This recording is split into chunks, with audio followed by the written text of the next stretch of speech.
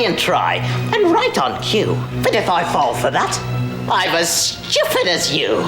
Chances are that you haven't seen all the films in this series, and that's okay, because we're going to quickly run through them all, talk about how the franchise came to be, and some of our favorite characters. So join us as we tell you what the f you need to know about the Leprechaun franchise.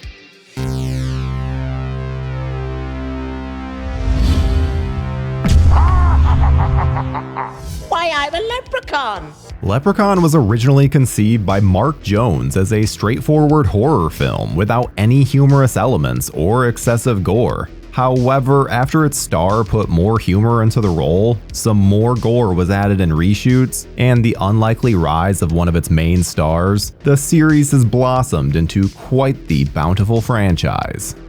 It's incredible that not only did we get one movie about a killer leprechaun, but actually received 7 sequels. You know, when the world seems gloomy, it's facts like that that really brightens things up.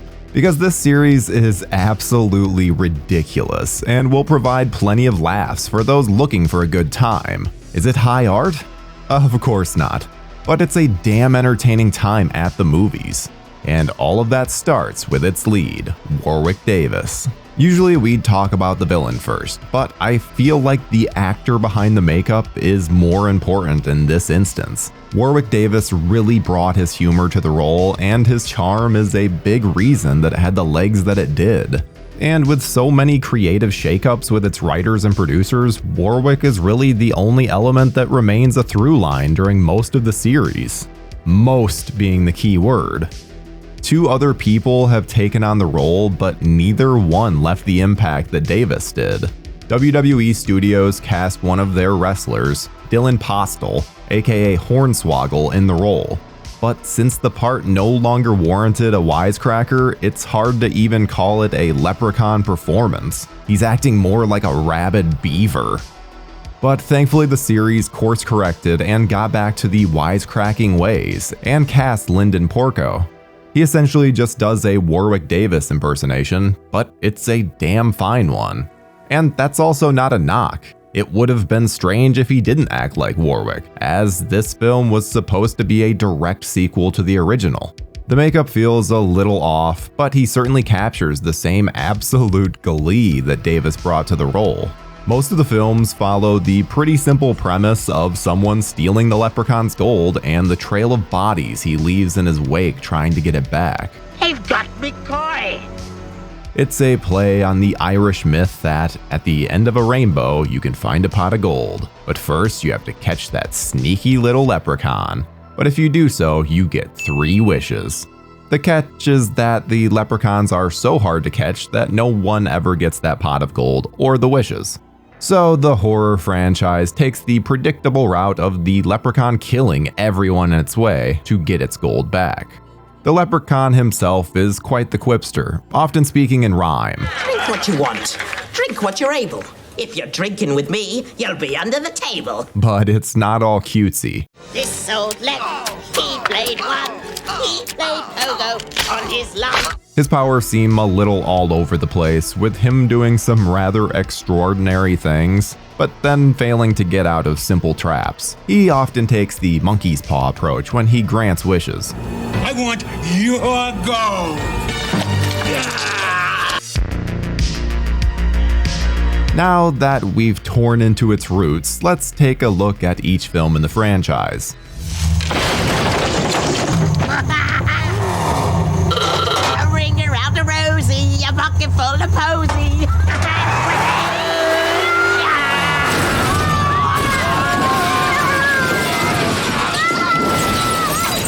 Ashes, ashes, we all fall down. Leprechaun first came to us in 1993, and the story is pretty basic, with Jennifer Aniston's Tori coming to live with her dad for the summer. But when Alex and Ozzy accidentally release an ancient leprechaun that was in the basement, and he goes on a killing spree in search of the gold they took, they have to stop him. The leprechaun finally meets his maker when Alex shoots a 4-leaf clover down his throat. A fitting end for this fantastical creature.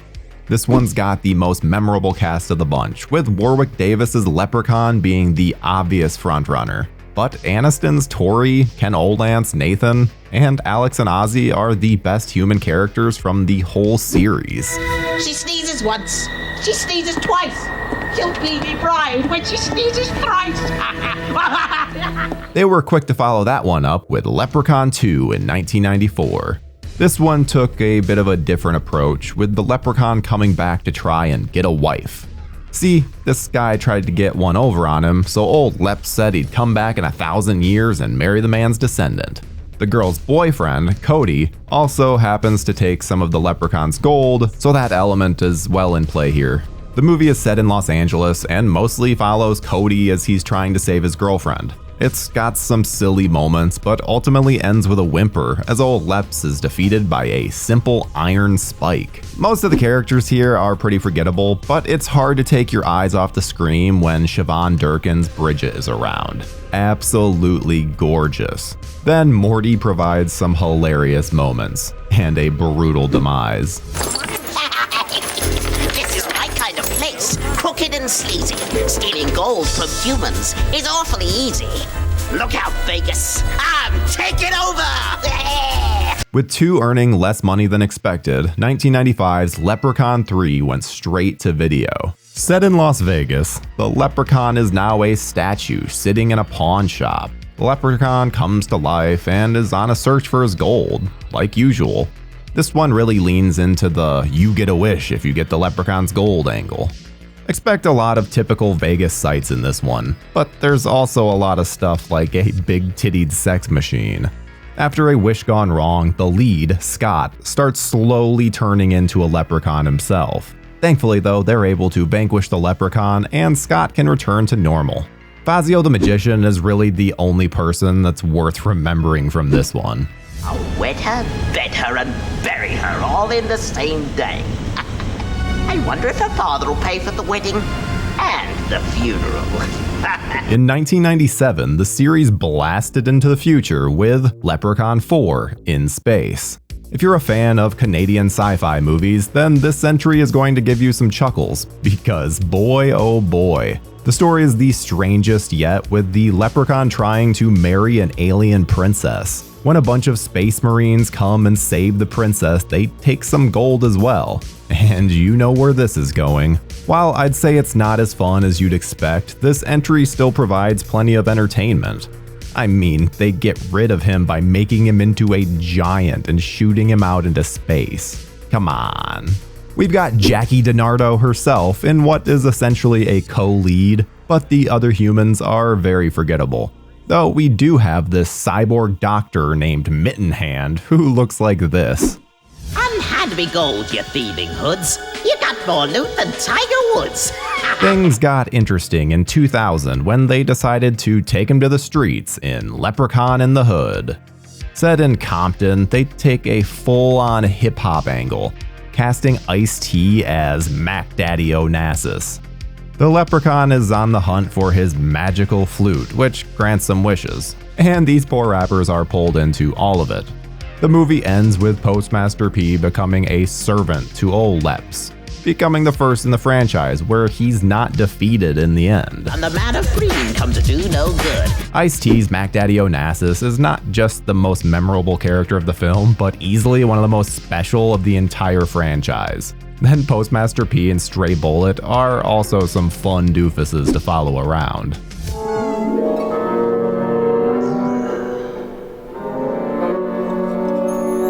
Oh, this is some good shit! To everyone's surprise, we received a direct sequel in 2003 titled Leprechaun Back to the Hood.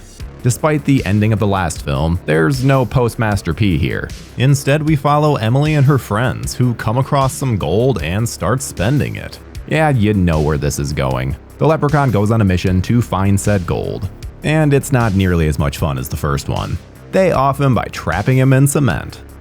The only person I really found entertaining here was Paige Kennedy's Jamie, but that may just be my Blue Mountain State love rubbing off. Fuck you, Lucky Charms! After an 11-year hiatus, 2014 brought us a reboot in the form of Leprechaun Origins. This WWE-funded project strips the story of its cheese and tries to tell a straightforward tale of an Irish terror. Actually set in Ireland this time around, we follow some college backpackers who are trying to enjoy their last weekend in the country. Avid history buffs, they go to an old village and are even provided some pretty run-down accommodations. And before too long, it's revealed that the locals are trying to sacrifice the college students to the Leprechaun in order to atone for their transgressions against him. It's not fun and is mostly just a drab time at the movies. Really felt like the filmmakers just did not understand the Leprechaun series. Brendan Fletcher and Melissa Roxburgh are fun as Jenny and David, a couple who's all over each other. But the fact that the Leprechaun himself is so forgettable is such a damn shame. Now she's one with nature. Ashes to ashes. Finally, in 2018, we received a direct sequel with Leprechaun Returns. While they hope to get Warwick Davis back for this one, he said he just simply wasn't in a place for it. So instead, the previously mentioned Lyndon Porco took on the role, and they pulled a Halloween 2018, ignoring all the films except the first. We even got Ozzy Jones returning, but unfortunately he's killed off rather unceremoniously. In fact, most of the movie you'll catch yourself going, why are they even telling this story? It seems pointless. It was nice to see Mark Holton reprise his role, and Layla has some funny lines, but that's about it. Porco's Leprechaun doesn't quite hit the same spot as Davis's, but especially after Origins, it's a welcome return. Okay, now that we've gotten through these, which ones do you have to see, what can you check out if you have the time, and what can you avoid like the plague? As far as essential viewings, Leprechaun, Leprechaun 2, and Leprechaun in the Hood are really the only ones that you need to see. They provide some of the big moments of the series. Leprechaun 3, Leprechaun 4 in Space, and Leprechaun Returns all provide some level of fun. And you can absolutely skip Leprechaun Back to the Hood and Leprechaun Origins, both of which are just chores to get through. Saw sequel director Darren Lynn Bousman has always stated his desire to be able to make a proper Leprechaun movie. Whether he'll ever be given the opportunity is anyone's guess. But with legacy sequels still being all the rage these days, it wouldn't surprise me if it happens before too long. According to our friends over at Bloody Disgusting, Lionsgate has been actively seeking out pitches for a new take since April of 2022. So it seems as though the Leprechaun's hiatus is going to come to a close. Whether that's with Warwick Davis reprising the role he made famous or an entirely new actor, it should be interesting to see where they go next. But for now, we've got 8 absurd movies to be able to revisit and check out whenever in the mood for something that's not particularly good, but still hits that spot of entertainment. And remember, Little girls shouldn't look for 4-leaf clovers.